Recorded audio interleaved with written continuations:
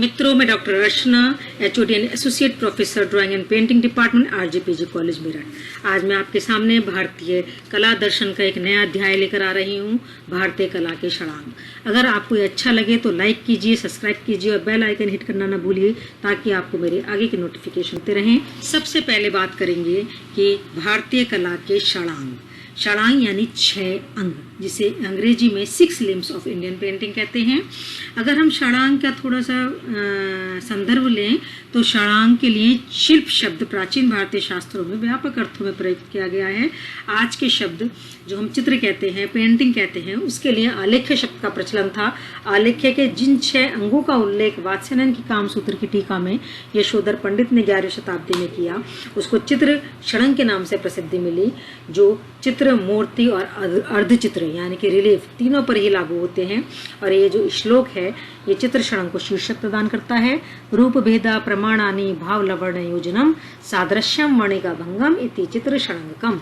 अर्थात रूप भेद, प्रमाण, भाव, लवण योजना, सादृश्य तथा वर्णिका भंग, ये 6 चित्र के अंग कहे गए हैं। और ये सभी 6 अंग उसी प्रकार अलग अलग होते हुए सभी उसी प्रकार मिले हुए हैं जैसे हमारे शरीर के विभिन्न अंग। जिस प्रकार हम किसी एक अंग के बिना हम बेकार हो जाते हैं, उसी प्रकार इन सबका आपस में संबंध है। तो आइए मित्रों, पहले हम पहले अंग रूप भेद की बात करते हैं।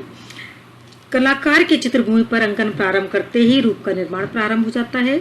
रूप सृजन के साथ ही चित्रभूमि जो है सक्रिय उठती है। रूप वह क्षेत्र और स्थान है जिसका निश्चित आकार और वर्ण होता है।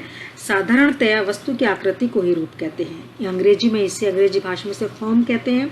लेकिन कोई भी रूप या कोई भी रूप भेद जब तक फॉर्म नहीं कहलाएगा, जब तक उसमें कायिक, वाचिक और मासिक तीनों अवस्थाएं सन्निहित ना हो जाएं, अर्थात उसमें बाह्य सौंदर्य के साथ आंतरिक सौंदर्य, कलाकार के भाव सभी कुछ उसके अंदर हों। अतः वस्तु का वस्तु से, मानव का मानव से विभिन्न परिस्थितियों और मनस्थितियों में भेद उत्पन्न हो सकता है। इसी से चाक्षुष रूप और मानस रूप में अंतर हो जाता है और इन्हीं दोनों के योग से रूप की वास्तविक अभिव्यंजना होती है। रूप की विभिन्नता ही रूप भेद है। ऋग्वेद में कहा भी गया है, रूपम रूपम प्रतिरूपो वावो, अर्थात विश्व में रूपों की जितनी विविधता है वह किसी एक मूल रूप का ही प्रतिरूप है।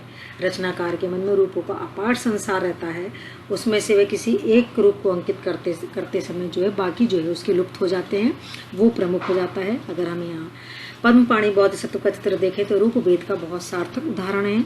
इसी प्रकार माता चित्र भी रूप भेद को प्रकट करता है। ये हम आपके सामने एक चित्र पहाड़ी शैली का है जिसमें नायिकाएं होली क्रीड़ा में संलग्न हैं। यह रूप के भेद का बहुत सुंदर उदाहरण है। इसमें आंतरिक भाव, गति, सौंदर्य, प्रेम मीन्स जो उत्साह है वो सभी कुछ दर्शन हो रहा है। और अगर हम रूप भेद की बात शास्त्रों की दृष्टि से करें तो महाभारत में एक प्रसंग आया है जिस प्रसंग के अनुसार उषा की सखी चित्रलेखा ने अपने स्वप्न दृष्टा का हूबहू चित्र बना लिया, जिससे पता चला कि चित्रलेखा रूप भेद अर्थात रूप का निर्माण करने निपुण थी। अब हम कला के दूसरे अंग प्रमाण की बात करते हैं, जिसे संबद्धता का सिद्धांत, लॉ ऑफ रिलेशनशिप भी कहा जाता है। प्रमाण के द्वारा हम वस्तु की बनावट का अनुमान करते हैं, उसकी नापझोंक समझते हैं और दूरी का ज्ञान हासिल करते हैं। आचार्य अवनींद्रनाथ टैगोर ने प्रमाण को प्रमात्री चैतन्य द्वारा प्राप्त ऊंचे, नीचे, दूर, पास, काला, सफेद, जल, स्थल आदि के भेदाभेद को बताया है। अगर हम ये देखें, आपके सामने एक लैंडस्केप बना हुआ है जिसके अंदर पास दूरी का ज्ञान है, परिप्रेक्ष्य है, रंगों का ज्ञान है और गहराई और प्रकाश सभी दिखाई दे रहे हैं। रूप भेद का बहुत सुंदर, प्रमाण का बहुत सुंदर उदाहरण है। तो चित्र के सभी तत्व जिनका संबंध विषय वस्तु से पहचान कराने, विषय का मानसिक ज्ञान कराने से है, वह प्रमाण कराएंगे। इस प्रकार चित्र में प्रमाण का अर्थ जो है अनुपात भी होता है। उदाहरण के लिए को हम जटाजूट धारण, उसकी दाढ़ी, तिलक, मृग चर्म, उसकी ओजस्विता से जानते हैं तथा रात्रि का चित्रण करने के लिए उल्लू, तारे, चंद्रमा या गहरे रंगों का प्रयोग किया जाता है। नारी को दिखाने के लिए उसके लावण्य का प्रयोग किया जाता है। जहाँ तक अनुपात की बात करें तो अनुपात का संबंध जो है विभिन्न जाति और गुणों के आधार पर मानव देह की लंबाई चौड़ाई के जो अनुपात है हमारे शास्त्रों में वर्णित हैं। जैसे एक हंस पुरुष अपनी ही उंगली के मान से 108 उंगल लंबाई वाला होता है, इसी प्रकार हमारे शास्त्रों में देव, असुर, राक्षस, वामन, किन्नर, गंधर्व सभी की लंबाई चौड़ाई के अनुपात दिए गए हैं। वो कहीं अंगुल के नाप से हैं और कहीं ताल के रूप में हैं। अब हम तीसरे अंग भाव की बात करें, जिसे इंग्लिश में एक्सप्रेशन कहते हैं और हिंदी में भाव का अर्थ है भावना, संवेग, आवेग आदि का अनुभव। यह अनुभव हमारी इंद्रियों के द्वारा मन और मस्तिष्क को प्राप्त कर आत्मा को प्रभावित करता है। भाव हमारे मन में उठते हैं और भिन्न भिन्न परिस्थितियों में भिन्न भिन्न भाव उठते हैं। भावों की उत्पत्ति दो प्रकार से होती है, एक तो जो कलाकार ने चित्र में डाले हैं और दूसरे वो भाव जो चित्र को देखकर दर्शक को प्राप्त हुए हैं। ये भाव 9 हैं। जैसे हास्य, अगर ये जो भाव हैं इनका हम थोड़ा सा इसकी परिप्रेक्ष्य में जाएं तो भरत मुनि ने 8 रस बताए हैं और उसके 8 स्थायी भाव बताए हैं। अभिनव गुप्त ने 9 रस, शांत रस को भी जोड़ दिया है। उसके स्थायी भाव हैं हास्य का हास, श्रृंगार का रति, करुण का शोक, वीर का उत्साह, रौद्र का क्रोध, शांत का शांति या निर्वेद, अद्भुत का विस्मय, भयानक का भय, विभित्स का जुगुप्सा। अगर हम ये मोनालिसा का चित्र देखें, ये रूप भाव का, एक्सप्रेशन का बहुत सुंदर उदाहरण है। ये एक जड़ मात्र चित्र नहीं है, इसमें बाह्य लावण्य के साथ साथ, बाह्य सौंदर्य के साथ साथ जो है नायिका के भाव, उसकी रहस्यमय मुस्कान, सभी का सुंदर अंकन हो रहा है। इस प्रकार जो है भाव हमारे बाह्य सौंदर्य के साथ साथ एक्सप्रेशन से जुड़ा हुआ है, भाव आंतरिक भावों से जुड़ा हुआ है, जिससे चित्र एक सार्थक चित्र कहलाता है। शास्त्रकारों ने सलाह दी है घर में श्रृंगार, हास्य तथा शांत रसों से चित्र लगाने चाहिए। युद्ध, शमशान, मृत, दुखित और नहीं लगाने चाहिए। ये पहाड़ी शैली का चित्र है जिसमें नायिका ने कृष्ण का रूप धारण कर लिया है, मुकुट लगा लिया है, लीला भाव का चित्र है। ये श्रृंगार रस का बहुत सुंदर उदाहरण है। अब हम अगले पक्ष लावण्य योजना की बात करेंगे, जिसे इंग्लिश में ग्रेसफुलनेस कहते हैं। राय कृष्ण दास ने कहा है कि भाव के साथ साथ लावण्य की योजना भी होनी चाहिए। भाव का संबंध तो हमारे आंतरिक विचारों से है और लावण्य बाह्य सौंदर्य है, तो दोनों के ही सम्मिलित रूप से जो है एक चित्र की सार्थकता नजर आती है। जिस प्रकार आटे में नमक मिला देने से भोजन सुस्वादिष्ट बनता है, उसी प्रकार चित्र में थोड़ा सा लवण मिला दें तो वो नमकीनपन मिला दें तो चित्र रसात्मक हो जाता है। विभिन्न वैवाहिक उत्सवों पर, मांगलिक अवसरों पर सभी जो तैयार होते हैं, महिलाएं तो बहुत पार्लर जाने लगी हैं, वो किस लिए जाती हैं? अपने लावण्य को दुगुणित करने के लिए, उसमें और सौंदर्य बढ़ाने के लिए। वासुदेव शरण अग्रवाल ने इसे ब्यूटी ऑफ टचेस कहा है।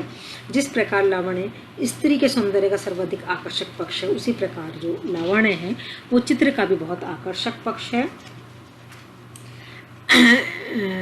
अगर हम ये सामने ए रामचंद्रन का चित्र है जिसमें एक योगी की मुद्रा में बैठे हुए हैं और साथ ही में बाउल से एक चित्र भी बना रहे हैं। ये इस चित्र में हम देखें उनकी भाव के साथ साथ लावण्य का, उसमें एक रिदम, सॉफ्ट कलर थ्योरी और बराबर में ही उनकी पत्नी चमेली बकरी के रूप में है। बहुत ही सुंदर उदाहरण है। लावण्य के बाद अगला पक्ष सादृश्य आता है। सादृश्य का अर्थ है कि वस्तु हमें जैसी दिखाई देती है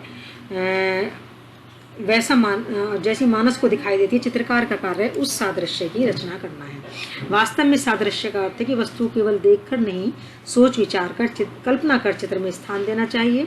वास्तव में सादृश्य का मूल प्रयास यही है कि चित्र आंतरिक भावों की भी व्यक्त करे। जैसे अजंता का ये भिक्षा पात्र वाला चित्र है, जिसमें जब भगवान बुद्ध ने भिक्षा सन्यासी हो गए तो भिक्षा के लिए अपने ही घर आए, तो यशोदा के पास देने के लिए कुछ नहीं था, अपने पुत्र राहुल को ही दे डालती है।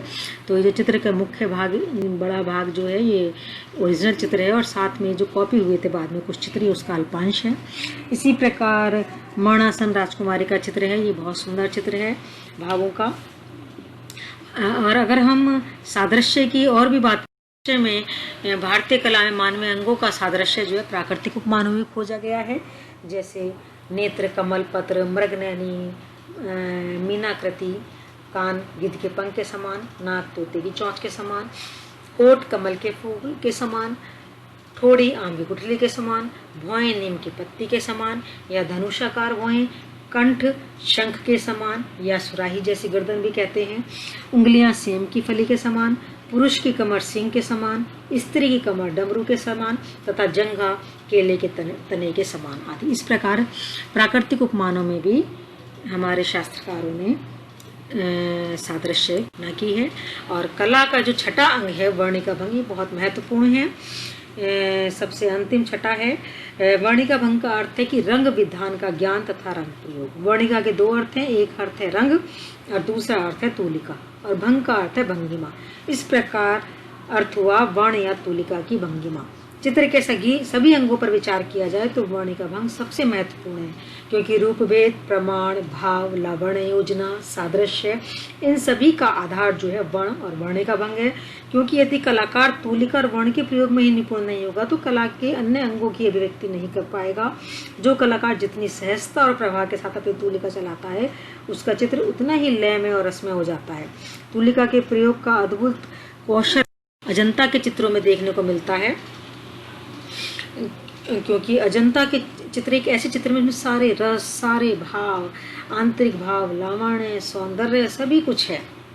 इस प्रकार हम देखते हैं कि चित्रण भारतीय चित्रकला की एक सार्थक परिभाषा है। और ये जो कला के 6 अंग हैं ये हमारे शास्त्रकारों ने 11वीं शताब्दी में लिखे थे। ये लागू हैं पर जरूरी नहीं हम इनका पूरी तरह से पालन करें। और सबसे अच्छी बात जो है मैं आपको प्रैक्टिकली बताती हूँ कि जब हम हम पढ़ के हम इनको समझ लेते हैं, इनका ज्ञान हो जाता है, तो जब भी हम कोई भी चित्राकृति बनाते हैं तो हमारे मस्तिष्क में अपने आप ही आ जाता है कि हाँ यहाँ हमसे गलती हो रही है, हमें ये ठीक करना चाहिए। और धीरे धीरे जो है जो कुशल या निपुण कलाकार तो ये अपने आप ही अनायास आता रहता है। तो इसीलिए हमें घबराना नहीं है। चित्रकला के अंग ये बहुत महत्वपूर्ण है, इन पर ध्यान देना है। मेरा ये व्याख्यान सुनने के लिए बहुत बहुत आभार।